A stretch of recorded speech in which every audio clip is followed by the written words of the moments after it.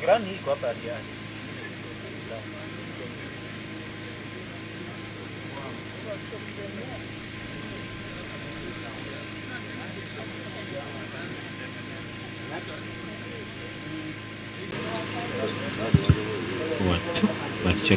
Watu. Yes. Watu. Wakilishi umetoka kule Busia, ndugu David, kutoka kule Bungoma. Officials wetu wa chama cha Jubilee katika Kakamega. Alafu pili ni wakaribishe, pia nimefurahi, niko na furaha chungu mzima. Na kulinda maisha ya ndugu zetu wale wako kwa stakeholder, tumehitaji tu mmoja akuja hapa, tunaweza kupatia testimony. Tumemaliza hii program.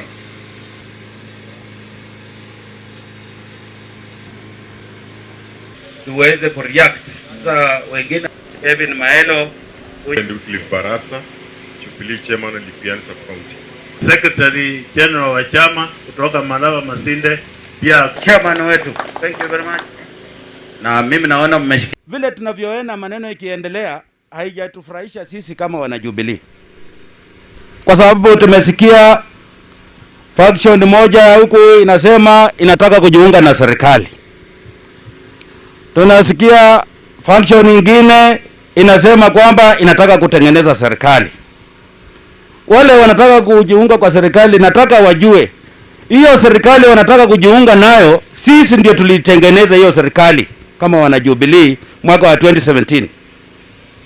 Kwa kiwango ambapo tulikuwa tunasema tunataka wakuje tufanye nao kazi ndio tuwe na usemi kwa hiyo serikali, hawakutaka, walikuwa wanatembelea kule mbele pembeni. Sasa saa hii wako kwa kampeni ya kusema kwamba tunataka kujiunga kwa serikali. Na kuna wale wanaosema kwamba tunataka kutengeneza serikali. Hapo agenda ya kutengeneza serikali sisi tuko hapo. Lakini tunahitaji formula ile itakuja kutusaidia kama watu wa sehemu hii, watu ya Western Region. Ni formula gani sisi tunaweza kuwa nayo kama watu ya Western Region ili tuweze kusikika kwa serikali ile itakuweko hapo mbele. Nikiwarudisha nyuma kidogo, nataka mjue kwamba sisi wana Jubilee tulikuwa na program ya 10-10. Jubilee original ilikuwa 10-10, Uhuru 10, Ruto 10.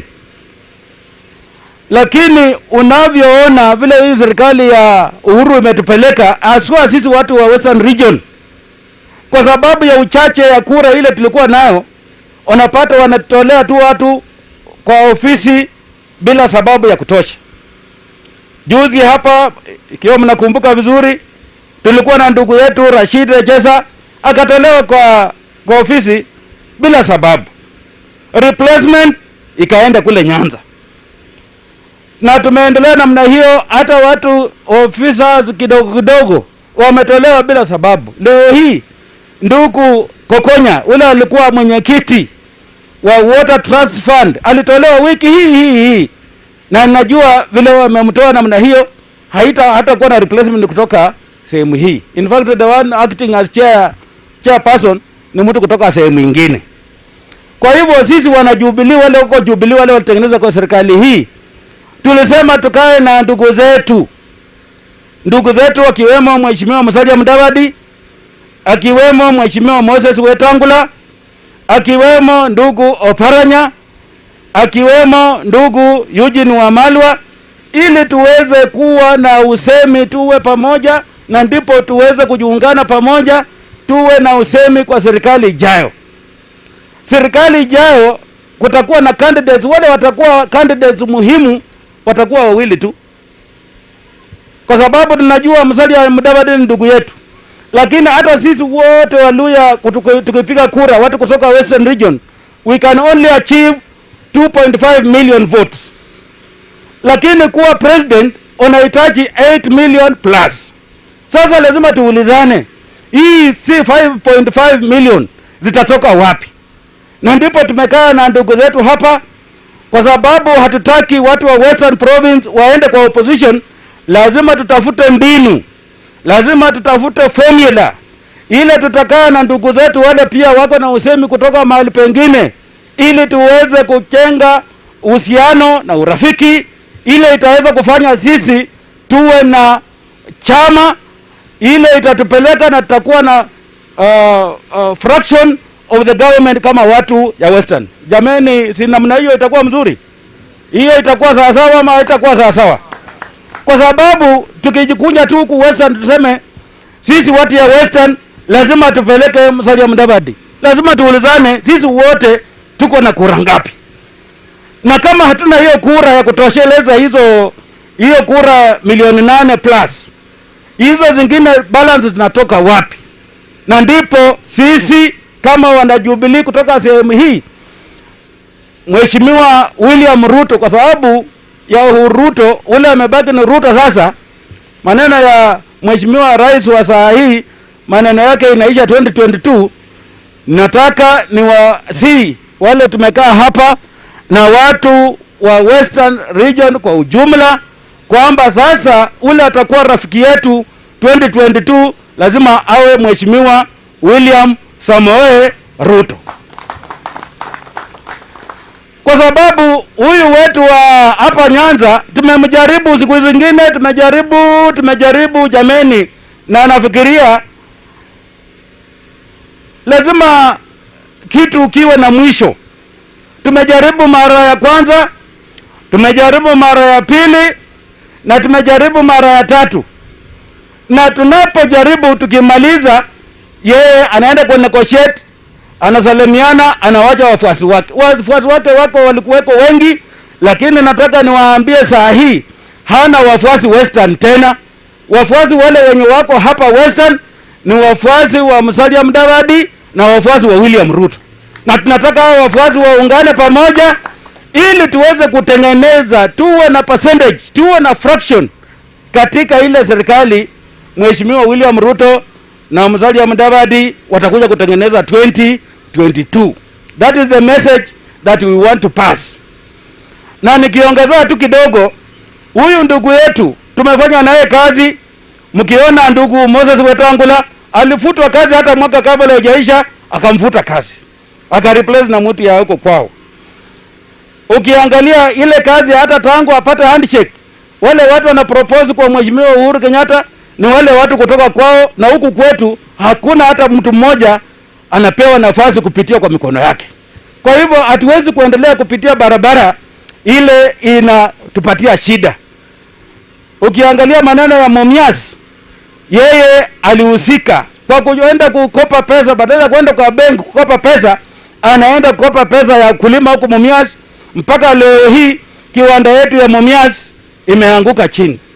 Na ndugu Oparanya lazima aweze kurudi nyuma, afikirie ni lipi ile anafanya. Juzi anasema ati Munya amefanya vizuri, ule cabinet secretary in charge of agriculture kwa kuban sukari amefanya vizuri. Sasa ikiwa factory yako ile ya Mumias tayari imeanguka, hakuna hata sukari kilo moja inatolewa kwa hiyo factory, lazima wewe kama governor ule unahitaji kupata ushuru kutoka factories ujiulize, sasa hata kama hiyo sukari inakuwa banned, watu yako wa Mumias watapata nini? Watafaidika namna gani kwa hiyo banning of that brown sugar importation? Kwa hivyo lazima tuweze kuangalia, sisi tukiwa ndani wa hii serikali tunajua kwamba kuna sukari nyingi ililetwa nchi hii, na hiyo sukari ilikuwa mwingine na mercury, it was contaminated. Tukawa na maneno huko katika bunge, na hiyo sukari haijakuwa re-exported, na hiyo sukari haijakuwa haijachomwa. Hiyo sukari iko kwa stores. Tangu ndugu Munya atangaze kwamba sukari ya brown sugar imekuwa amestop importation of brown sugar, bei ya sukari ilikuwa 110 shillings. Saa hizi sasa bei ya sukari imeenda kwa 130. Hao wamama wenye wameathirika na hii maneno ya ugonjwa wa COVID, they are paying 20 shillings more of the sugar prices per kilo as when it had not been banned, and that was our fear. Kwa hivyo uwezi kusimamisha sukari kukuja kama production, local production iko na shida vile iko sahihi. Kwa hivyo mimi najua ndugu zetu wa huku chini ni ndugu wa kujitakia, lakini nichukue nafasi hii kurudia wale maneno nilisema jana. Sisi kama wananchi wa Kenya tuko na shida, na kati ya zile shida tuko nazo, tumeona ndugu zetu, ndugu minority leader ndugu Mbadi na minority chief whip ndugu Junet wakisema kwamba katika bunge kuu wanahitaji kupewa kwa upande wa serikali committees mbili, and they were very particular. Walitaka ile JLAC, Justice and Legal Affairs Committee, na ile committee ingine ni delegated legislation. In the parliament tuko na upande wa minority na upande wa majority. Upande wa minority wanatakana wawe na oversight committees. Hiyo ni Public Accounts Committee na Public Investment Committee. Hiyo ndio oversight serikali. Na serikali kwa sababu ndio hiyo ina run inchi, upande wa majority hao wanatakana wawe na JLAC, Justice and Legal Affairs Committee na delegated legislation, ndio watengeneze sheria ile itakuja kusaidia serikali kurun program zake. Sasa upande moja, the minority side, ndugu Mbadi na ndugu Junet wamekwamilia kwa oversight committees PIC na PIC, na upande mwingine wanashurutisha rais na leadership yake ya parliament kuwapatia JLAC na delegated legislation. Mbona wanataka ku oversight and at the same time govern? I mean, it was not expected hata kwa katiba yetu ya Kenya. Ndio kwa sababu tulikuwa na minority na majority. Ikiwa wanataka kuchukua wadhifa wa delegated legislation na JLAC, mimi maombi yangu, na mimi we are watching as leaders, wawachane na PSC na PIC, because those are oversight committees. But we know what they want to do. Ile kitu yenye hawa ndugu zetu wanataka kufanya, na ndio mjue kwamba hawa jamaa wako selfish. Wanataka waende watengeneze sheria at committee level, wa approve bill ile iko na interest zao, alafu wakileta bunge with a simple majority tuangushe those clauses zenye wanataka kuweka kwa hizo bills. Na bill iko hapa ya BBI na iko hapa ya referendum ile tujamilisha. So wakileta hizo bills tuangushe hizo clauses, watapeleka kwa rais, alafu rais arudishe katika bunge na memorandum. Memorandum ya rais inahitaji 2/3 kubadilisha hiyo memorandum na hizo clauses. Na saa hizi vile tunavyozungumza, hakuna upande wa bunge ule unaweza ku raise 2/3. Kwa hivyo nataka niwaombe hawa ndugu zangu Mbadi na Junet wasiende wakachukua maneno yao ile wanafanya upande huko wa ODM kuja kutuletea sisi wa Kenya. Kama wa Kenya walitaka hao waongoze, wangewapatia kura ya 2017 ama namna gani? Lakini waliwaambia nyinyi mtakuwa opposition. So waridhike na opposition, 2022 wajipange wakuje. Kama wanataka kuwa kwa upande wa serikali, wa Kenya wao kuamua kupitia kwa kura. Wakina Malala tena pia wakina Malala wametoka pia na ka faction kao kidogo waka vijana gani hawa? Na hii ni watu wamezaa, watu wamezeeka, wamekuwa nini, ati unajiita vijana. Kwani vijana utakuwa kijana tu kwa sababu hakuna mtu mwingine miaka kidogo iko nyuma yako? Sasa hizi senator wa Kakamega sio kijana. Ndugu huyu Sifuna ni kijana kweli? Hii mtu kishakuwa beyond 35, you are no longer a youth. They should stop hoodwinking Kenyans by claiming that they are youth. Wacha wajitokeze, waungane na watu wengine kutoka sehemu hii, wakompanie viti kama watu wengine. Wakiangushwa waangushwe, na kama watapita wapite. Mimi najua wako na wasiwasi kwa sababu kuna wengine wameacha kazi yao, kama huyu ndugu Malala ameacha kazi yake, ameenda kulala huko kwa county, amekuwa kama staff ya governor hapa. Maneno ya oversight imemshinda, ndio ameanza kuleta ukora ingine ati sisi ni wana youth. Wewe ukiwa mwana youth, program gani umeleta kama mwana youth ukiwa senator mzima wa Kakamega? Ile program itafaidisha wana youth wa Kakamega County. Kucheza tu tournament peke yake December, vijana hata wale waliumia bado wako wanaugua, wengine kutoka huko Mumias East mimi ndio nilikuwa napeleka hospitali. Kwa hivyo huwezi kusema ati wewe ni mwana youth ati kwa sababu unataka kuteka advantage kwa sababu ya kuchezesha watu tournament peke yake. Tournament zinaweza kuchezeshwa na mtu yeyote. Sisi tunataka ukuje na program ile itafanya wana youth wajisikie kwamba wako na viongozi wale wanaowajali. There is no reason why Ruto ama Khalwale wafikiri Wakenya wako na deni yao, watu wa Kakamega wako na deni yetu, ati mtupatie kura ya Ruto president, Khalwale governor 2022. No. We are begging you. Ninatembea na William Ruto. Ninatembea na Ben Washiali. Ninatembea na Justus Murunga. Wote vijana wenu wa hapa. Ninamuomba kura ya governor ya Kakamega, muhubiri kura. This job of being governor of Kakamega, kama kweli Ruto atakuwa president wa Kenya, the only person who can complement properly with Ruto as president na yeye awe hapa Kakamega kama governor ni Shen Dr. Boni Khalwale. And I'm telling you the truth. Munyamawanga sahi muko na kura mingi na muko na viongozi wengi wazuri hata kushinda Boni Khalwale, lakini kwa sababu hawataki kuchanuka, and because they have limited exposure in politics, hawaoni danger. Saa hii kitu yenye tatafuta kura hapa Wangaland, hapa Kakamega, hapa Luyaland itakuwa hatma ya wakulima wa miwa. Wale wenye wanatembea na Uhuru lazima wakumbushe Uhuru kwamba Uhuru alikuwa hapa Kakamega 2013 akisema akishinda kura ya rais atashughulikia mambo ya Mumias Sugar Company, Nzoia Sugar Company, and sugarcane farming and sugarcane industry and sugar industry in general. Amemaliza miaka 5, Uhuru has done nothing. 2017 President Uhuru akarudi akasema atashughulikia hii mambo. He has done nothing.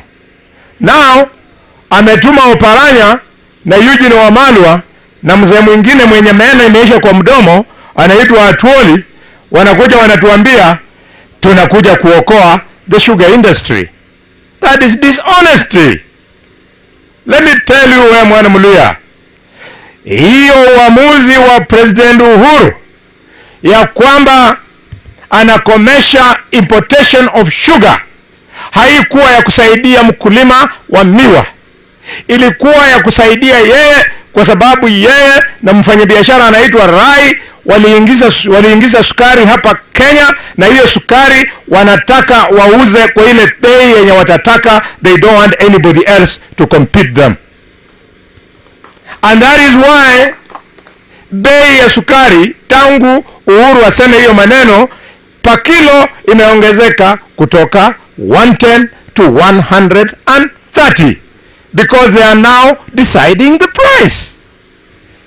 Sasa wewe atuanze kupiga makofi kwa sababu Uhuru amesema that he has written off the debts za KRA zenye inadai Mumias Sugar Company, uanze kufikiri sasa amekeuka, amekuwa mtu mwenye anashughulikia.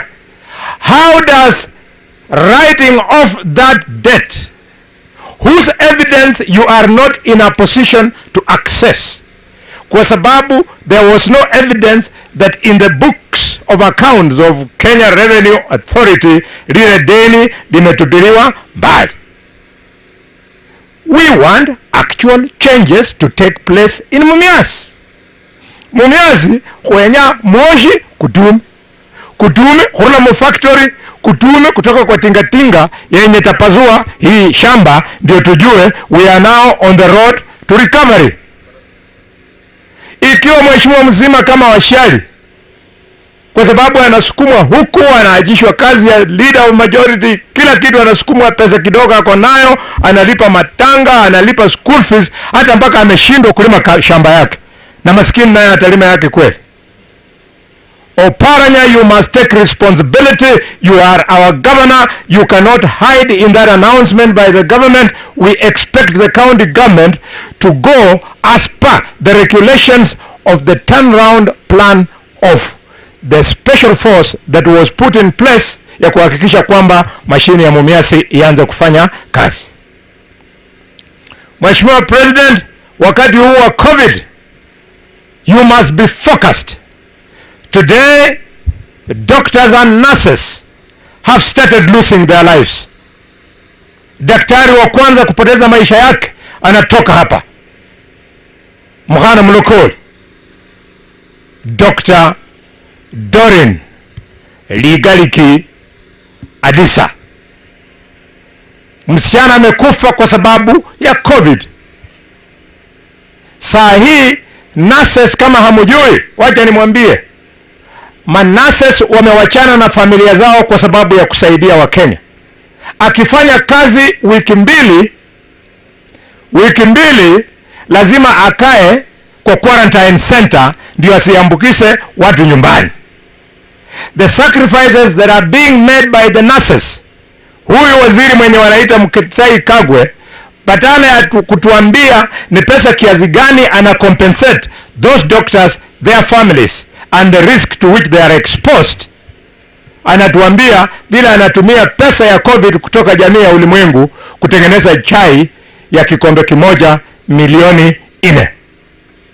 That is the money that should be used for securing our doctors in the way that it is stipulated in the best international practices of a person handling a patient with a communicable disease.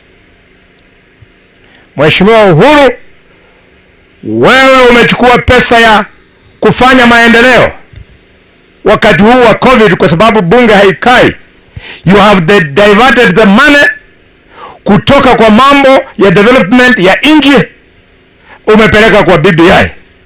Ndio mnaona nyinyi Waluya, zile barabara zote zenye Mheshimiwa Deputy President alituletea hapa zimesimama.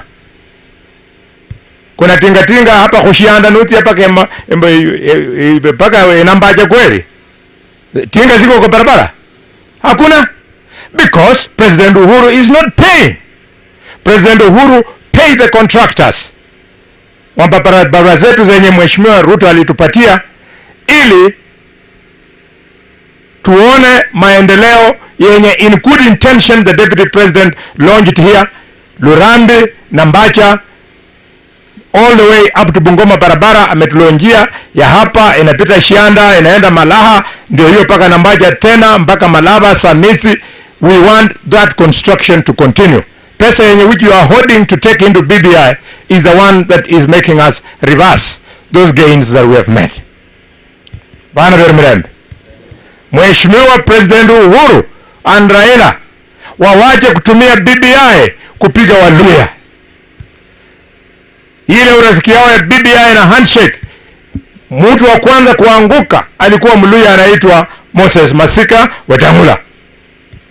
Mluya mwingine akaanguka anaitwa Benjamin Jomo Washiali.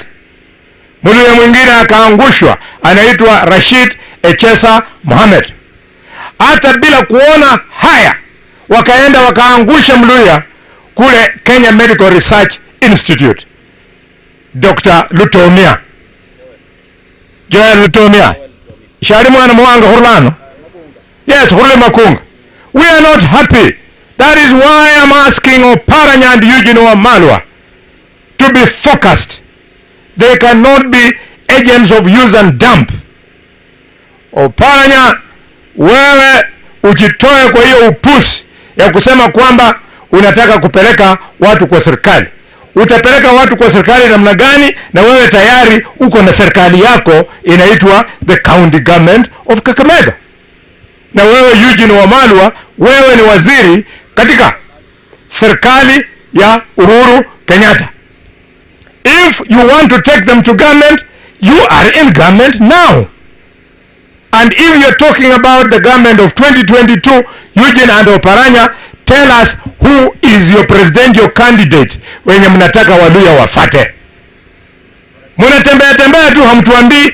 Washari akisema asubuhi, mchana, jioni anasema William Samoei Ruto. Khalwale anasema William Samoei Ruto. Na wewe Eugene, presidential candidate mwenye unataka Waluya wafate, Wetangula, sio Wetangula, Oparanya, yule candidate anaitwa nani? You cannot be used so that Kenyans can be shortchanged once again, ati tuchukue uongozi wa taifa letu tukufu la Kenya, taifa lenye limetupatia nafasi tukazaliwa, na tena limetupatia nafasi tumeoa na tumezaa, ati tuchukue taifa, the country to be captured by 3 families ikiongozwa na Gideon Moi, Uhuru Kenyatta na Raila Odinga. Hiyo tunasema no Gideon Moi, no Uhuru Kenyatta, no Raila Odinga. Oparanya na Eugene Wamalwa, kama mpango yenu ni kutafutia hawa watu a winning formula, I can assure you, mrengo ya Eugene na Oparanya hakuna kura mtatoa hapa kupatia Gideon Moi, Raila Odinga na Uhuru Kenyatta. Totobalia mnyana khupira wanda rekura khale. This is serious business, and we are not going to keep quiet, because fortunately I'm unsackable.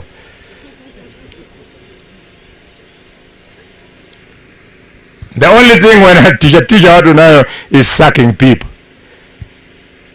Ndugu zetu Eugene na Oparanya wamepoteza network. Wamepoteza network ya Kenya, hata usijai network ya Mluya. Completely. Wa Kenya ukienda Mount Kenya, uende Rift Valley, uende Coast Province, uende iliyokuwa Northeastern, iliyokuwa Eastern Province, wote wanasema wanataka mtoto wa maskini asikike in the same way mtoto wa tajiri anasikika. We are fighting for our children to access equal opportunity in life, bila kujali mzazi wake alikuwa nani. Mimi I'm in a very privileged position yenye naweza kuambia Waluya ukweli kuhusu Mheshimiwa Wetangula na Mheshimiwa Mudavadi. Mimi ndio rafiki ya kwanza, friend number 1 mwenye alionyesha Mudavadi kusema na ukweli. When he wanted to be president in 2013, mimi nilitembea na ndugu yangu Mudavadi nikamsupport up to the end. Mheshimiwa Wetangula wakati alikuwa anangolewa katika seneti, mimi nilisimama na yeye kule Bungoma mpaka I was thrown out of Senate. I defended my seat through the courts kwa sababu nilikuwa nataka niunge Wetangula mkono. Kwa hivyo Wetangula na Mudavadi, hata kama hawanitaki, hata kama hawanipendi, ukweli ni kwamba I have demonstrated they are my brothers. I respect them, I respected them, and I'll continue to respect them. When they are wrong, I will tell them wrong. This time round, they are right. They are right because wamekubali kwamba Wetangula akizungumza going left na Mudavadi akizungumza akienda right, watakuwa wanapoteza. So they have agreed, they are moving together. Ninasema heko. Number 2, Wetangula and Mudavadi are right. Ninaambiwa walisema kule Vihiga kwamba wanataka sasa waanze kutafuta marafiki ndio wapate nafasi ya kutafuta kura kama wa Kenya. Hapo they are right. Mheshimiwa Mudavadi na Wetangula, sisi ni watoto wa humu. Wakati tulikuwa tunakaa kwa boma, tulikuwa tunatumia mbwa kwenda kuwinda those wild animals zenye zilikuwa zinahangaisha kuku kwa boma. Na hizo mbwa zilikuwa mbwa 3. Kulikuwa na ile mbwa nyepesi yenye inajua kukimbia haraka, na kuna ile ndogo ndio mlikuwa mnafunga kengele. Alafu hii ingine ndio ilikuwa iko na mbio lakini haijui kupweka wakati inakimbiza ikiwa ni boya. Alafu hii kubwa ya tatu ndio ilikuwa na nguvu mingi, yenye mkishashika inafinyilia chini mnaua. Wetangula Mudavadi, I am the small dog that runs fast, that barks when I see the root. I am that dog. I have barked. I am running ahead of you. I have seen the root, and the root is tushikane na William Samoei Ruto. Anything else, you will be following the minority. Now, minority in this republic can never be given government. Ninataka kutoa uoga kwa Wakenya wote leo nikizungumza hapa nyumbani, wenye wanaambiwa kwamba ati kuna kitu inaitwa deep state, kitu inaitwa system, ati mtapigia Ruto kura alafu system ama deep state ikatae asitangazwe rais. Si mmeambiwa hiyo? Ni porojo. There's nothing like system. I have tested it myself at my personal level. Mheshimiwa Washiali, Dan Wanyama, you are not there. Mimi nimewahi kupigana na system in my by-election in Ikolomani, Raila akiwa prime minister, controlling system, and all the ministers of Leland, Mudavadi akiwa deputy prime minister. They came to Ikolomani to stop me, lakini watu wa Idaho wakapiga kura, system or no system, nikatangazwa mshindi.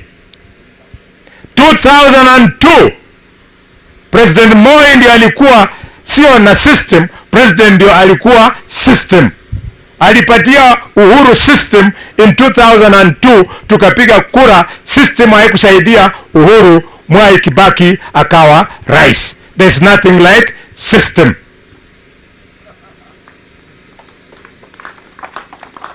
In 2013 Prime Minister Raila Odinga alipishana na Uhuru na Ruto. Prime Minister Raila running mate alikuwa Vice President Kalonzo Musyoka, both of them in office, they were with the system. Lakini Ruto na Uhuru 2022 wakashinda Prime Minister na serving Vice President. There is nothing like a system. 2013. If there was system, 2017 Uhuru akiwa rais in the office alienda kwa mahakama na story yake ya system, lakini mahakama ambayo is supposed to be system ikakataa, ikatubilia uchaguzi yake mbali, because the president is not the system. The court played its role. Ndio namuomba mjue kwamba mkipiga kura makoba kalabata malai Ruto atako ba president kadu atako ba governor Kakamega makoba kalabata malai. Don't shake. Mheshimiwa Shari, nimemaliza. Na ukiamka namna hivyo mambo ya nyumbani. Bana Berba Wanga, Bana Berba chairman wa Jubilee, wewe yule Toboso anasema mimi ndio nimeleta. Nimetoa kwa ODM, nimepeleka kwa deputy president, ako laini. Wakati unasema Rais Ruto, MP Toboso, usiogope kuambia watu wa Marama kwamba na governor atakuwa Dr. Boni Khalwale.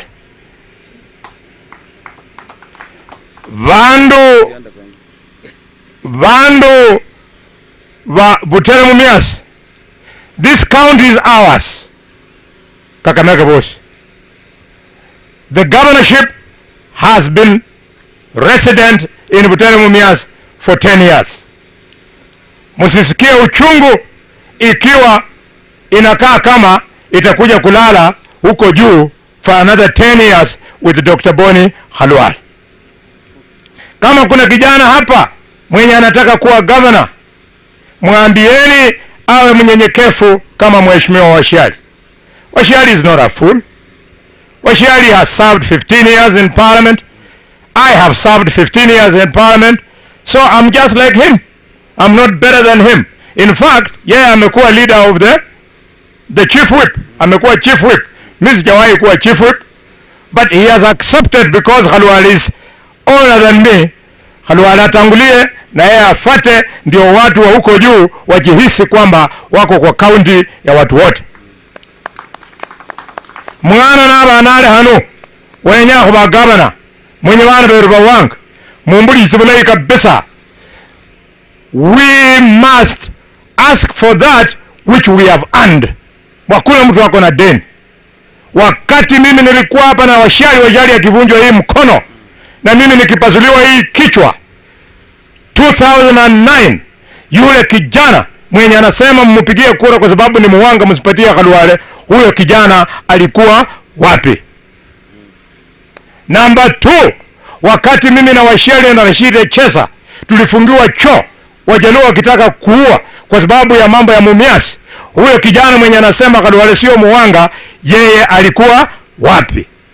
Number 3, yule kijana mwenye anataka kufundisha kura ya nyumba yetu ndio mkose kupatia Khalwale an opportunity. Number 3, ninauliza yeye, wakati madeni ya Kenya Power and Lightning inamaliza sisi kwa hii factory yetu, mbona yeye kama CEO hakutumia ule urafiki kusaidia hiyo stima ilipwe bila walikuwa wanasaidia kampuni zingine? I am waiting for them. I want to deal with them one by one mpaka kwa rumu mnyikas mamanya re shibari keno bayindu bibulanga kandi badama kwa marina ibulanga. And what we are doing as leaders who are allied to the Deputy President is to beseech, is to urge the Mlembe Nation to support William Ruto.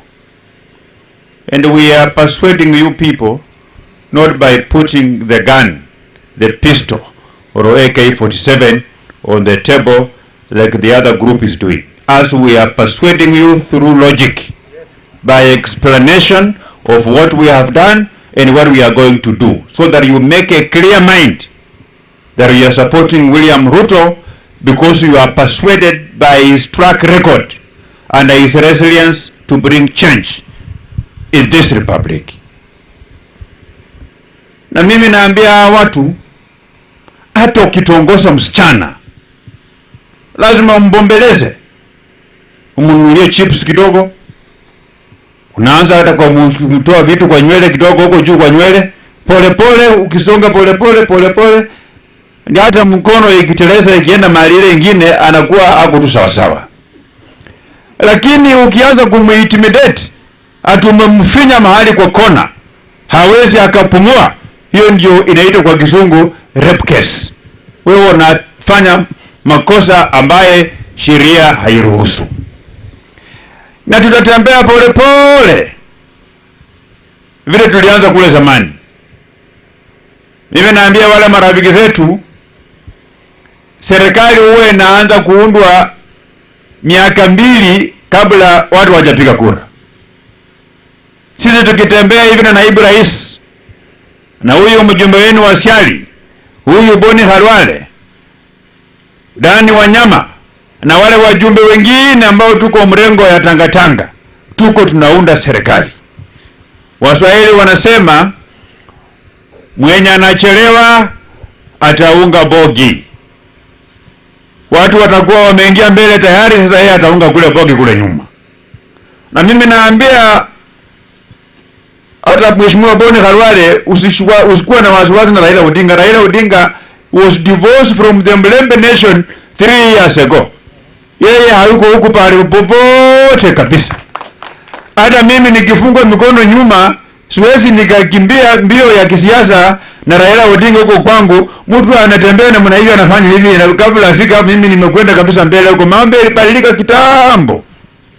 Ile kazi mzuri ambaye yeye alikuwa anapigania Kenya, mambo ya democracy, mambo ya kuleta, ya kupanua sera na mambo ya demokrasia katika vyama katika Kenya, yote hakufanya peke yake. Walikuwa watu wengi, kina Wamalwa, kina Boni Khalwale huyu, kina Martin Shikuku, walikuwa wengi. Na hiyo sasa lazima tulimshukuru kwa kumpatia kiti ya kuwa prime minister. Kwa hiyo sasa yeye akae mahali yako huko, tunamwombea Mungu vizuri huko, akae huko, lakini ajue ile upumbavu mchezo ambaye alikuwa anafanyia Mlembe Nation, sasa hiyo ilifika mwisho, na hiyo we will never accept it going forward. Iko wenzetu ambao sasa wamekuja, wakati sisi tulikuwa tunafanya kazi na Rais Uhuru Kenyatta pamoja, tulikuwa tumewaunga mkono, sababu wao walikuwa wanapinga kubinafsisha kampuni ya Mumias na ya Nzoia Sugar Company. Walikuwa huko upinzani huko, walikuwa wanasema hawawezi wakakubali wakaruhusu Nzoia Sugar iuzwe, na sisi na Mheshimiwa Wasiali tulikuwa tunawaunga mkono kwa hayo, kwa sababu ya vile Mumias Sugar ilikuwa privatized, ndio ikaharibika zaidi, na sisi tukasema sasa Nzoia Sugar should not be privatized. Sasa saa hii wao vile wameenda kusalimiana Rais Uhuru Kenyatta huko, sasa wote wamegeuka, wanasema Nzoia Sugar iuzwe, Mumias Sugar iuzwe. Sasa hao ndio wamekuwa proponents that our sugar factories should be privatized. I'm asking them what changed. They have given us the true definition of the word tumbocrat. Yaani mtu ambaye si kwamba anaongozwa na maslahi ya wakulima, lakini anaongozwa na maslahi yake yeye peke yake. Kwa hivyo mimi nawaambia wao ni wabinafsi, na wakulima wa miwa si wajinga. Tumewaona na tumewajua. Na mimi naomba watu ya Mlembe Nation mvumilie tu, pole pole mvumilie tu. Serikali ambayo mimi na Wasiali na hawa wajumbe wengine tuliunga mkono, si ile serikali ambayo iko sahi. Hii ya sahi ni mchanganyiko maalum. Watu wa KANU wameingia ndani, watu ya ODM wameingia ndani, watu ya Wiper, Watermelon wameingia ndani. Imekuwa si ile asili ambayo tulikuwa tunaiunga mkono hapo mara ya kwanza. Kwa hivyo nawaomba mvumilie tu, pole pole. Mimi nimeambia hao Malala, unajua Malala ile mkutano yake juzi ya vijana, yeye aliwapotosha. Ile kitu ambayo mimi naambia vijana, unajua vijana wengi bwana Wasiali hawajaoa sababu uchumi si mzuri, uchumi mbaya kabisa. Uchumi umeharibika, miwe imeharibika, na mimi nataka kuambia wale Malala kwamba atafute wale vijana ujumbe tu ambaye angewapa ya kuwasaidia. Sasa waanze kutafuta warembo, kujipanga kutafuta mrembo. Kama unaishi mahali kama hapa Sianda, utafute mrembo na afanya timing. Ikifika 2022 Januari hapo unaoa, kwa sababu William Ruto anakuja kukarabati uchumi wa Kenya. Inakuwa sasa uchumi iko sawa sawa kabisa. Utakosa pesa ya kwenda kupeleka wale msichana salon, utakosa hata pesa ya kulipa mahari, sababu Mumias Sugar tutakuwa tumeirudisha kwa mikono ya umma, kwa mikono ya raia wenyewe, ni iwekwe hapo pesa ambayo ya kutosha. Ile pesa ambayo wale groups ya BBI imeenda kuchukua kwa mfuko wa serikali,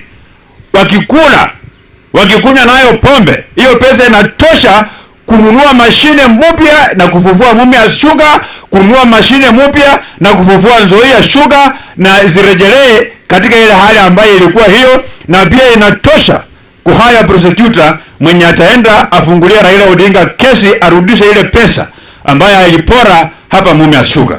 Kwa hayo machache, nikisema ya mwisho kabisa, Wasiali uvija kuchukua, kuna wanyama ambao wanaitwa kongoni. Hawa wanyama kongoni huwa wanatoka Kenya wakivuka River Mara wakienda Serengeti kutafuta malisho, ama wanatoka kule Serengeti wanavuka River Mara wanakuja hapa Kenya kutafuta malisho wakati ya kiangazi. Na hawa kongoni ndio waanze safari, kitu ya kwanza wanazaana wajae wakuwe wengi kabisa, alafu wanasanyana, wanatembea pamoja. Mkikuwa pamoja mtakuwa na nguvu. Wanasanyana, alafu ndio wanaruka ile mto Mara. Kuna mamba, kuna mawe, lakini wanaenda kule mbele. Lakini kuna wale kongoni wachache ambao akili yao ni mbovu, wanaamua kuenda peke yake. Wakiruka River Mara wanakuliwa na mamba, wengine wanavunjwa miguu na mawe, hawezi kufika ile ng'ambo ile nyingine. Kwa hivyo sisi dunia, jamii yote ya Mlembe Nation, jamii yote ya Hustler Nation, tumejikusanya pamoja kama wale kongoni, na tuko nyuma ya William Samoei Ruto. Kwa hivyo mkiona wale wachache ambao wanaenda kando huko, hao ni wale ambao watapotea. 2022 ikifika wataliwa na mamba, watavunjwa miguu, hawataweza kufika ng'ambo ile ingine. Kwa ndugu Musalia Mudavadi,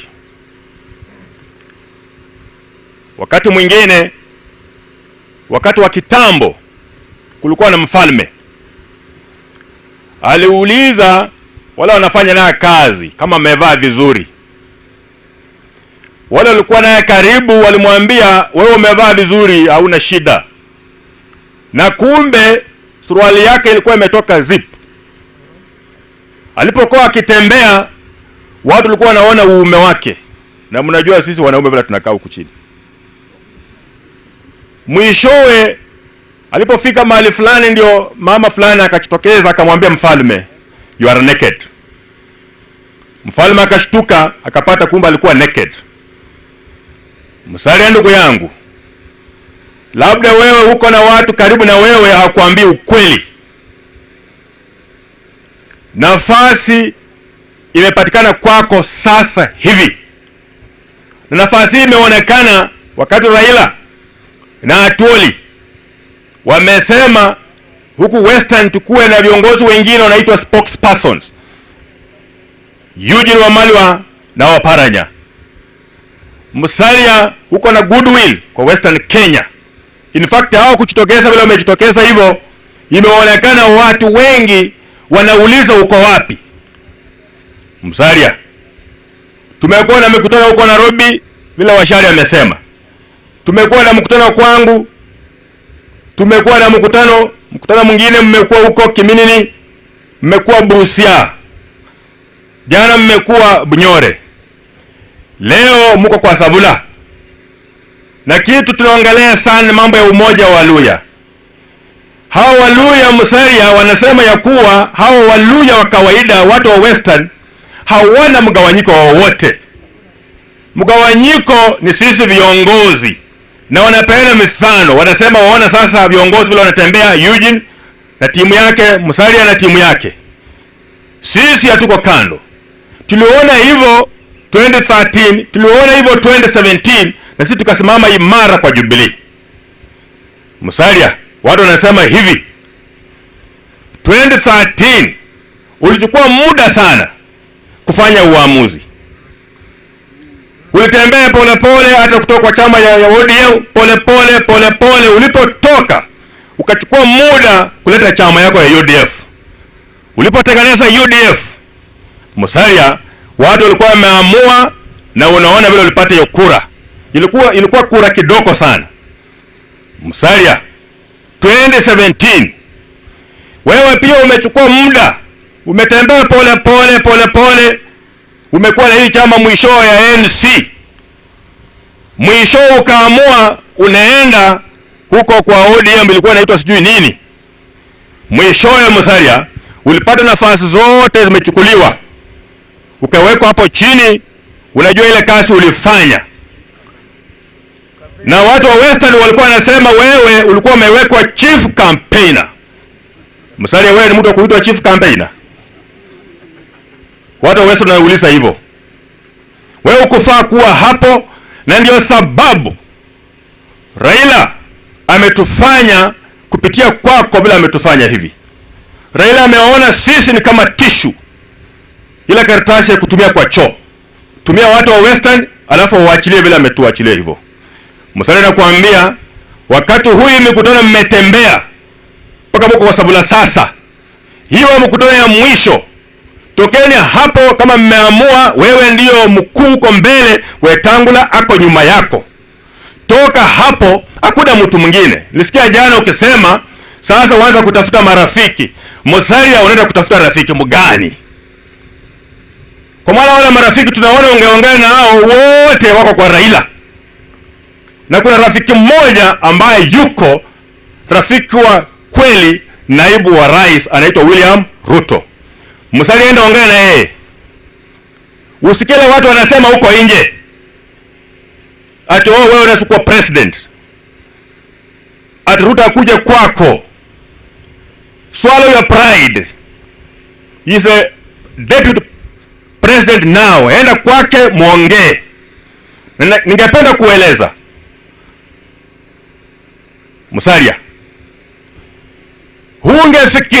hungefikiria, na ningependa ukuwe mtu wa ujasiri, hungefikiria huyu Raila angesalamiana na Uhuru na watembea pamoja.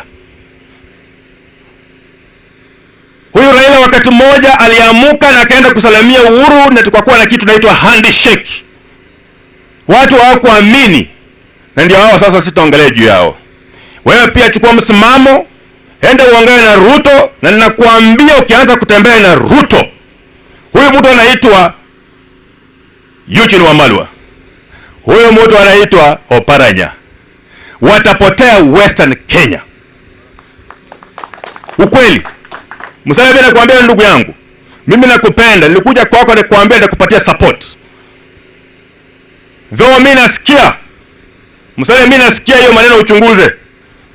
Nasikia ati you are deputy party leader Omwami Savula.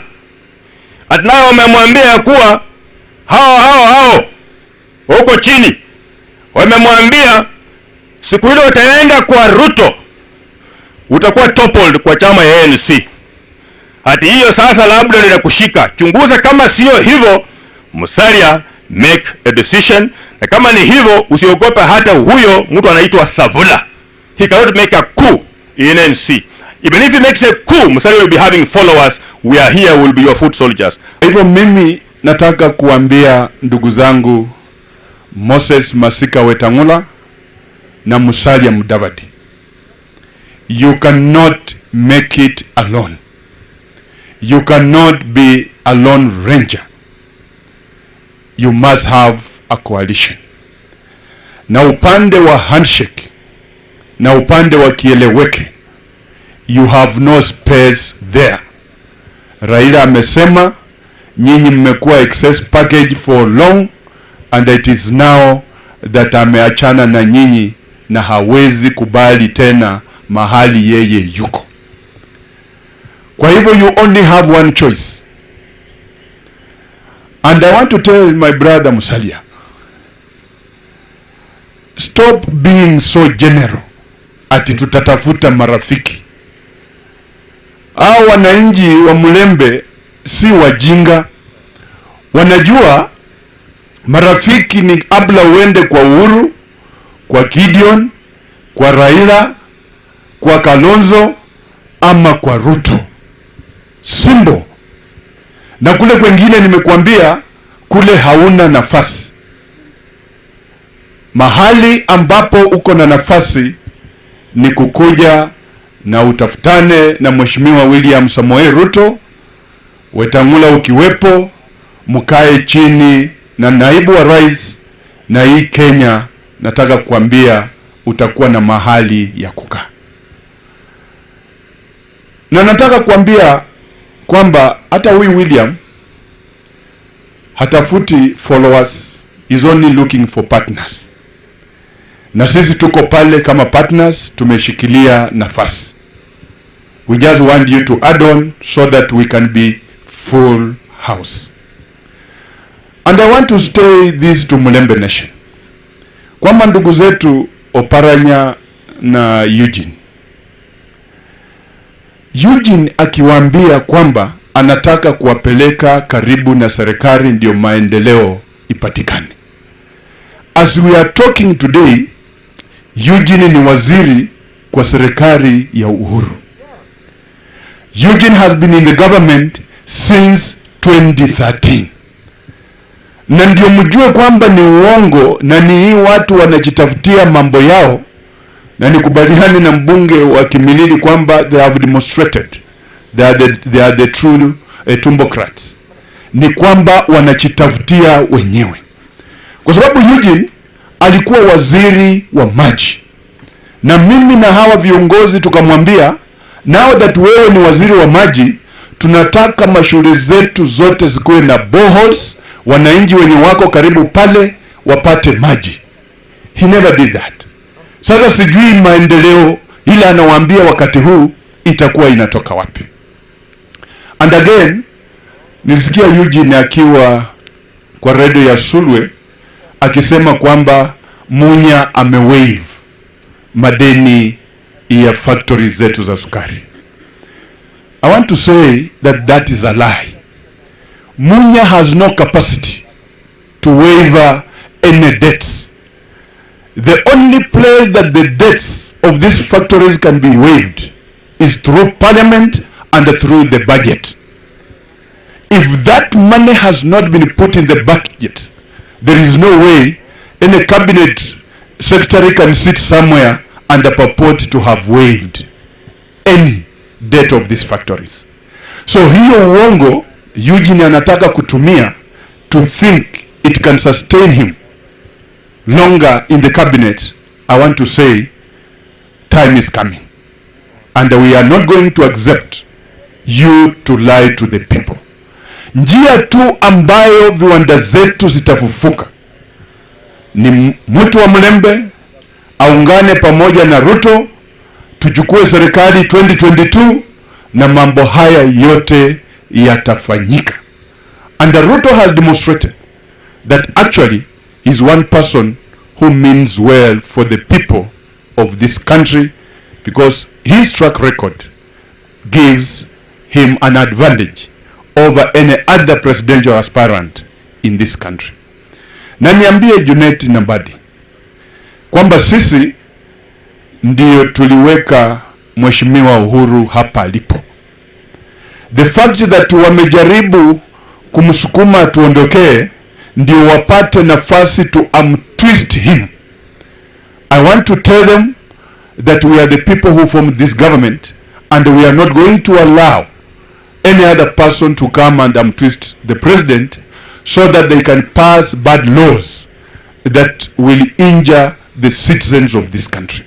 We are in that parliament, and that is not going to happen, and we are not going to allow it. He is still our president, na mimi najua Uhuru hajabadilisha msimamo wake wa kwamba aende zake 10 na Ruto aende 10 zingine. He hasn't come out and said. So status quo remains. So I want to believe, and I know, that come the right time, Uhuru is going to maintain what he told Kenyans, because I have not known him to be any conman of any nature. Kwa hivyo hatafanya watu wa mlima waonekane ni wakora. Yeye atasimama na msimamo ile alituambia 2017, na mimi kama Dani Wanyama najua rais bado ako na huo msimamo. Vile Kevin, vile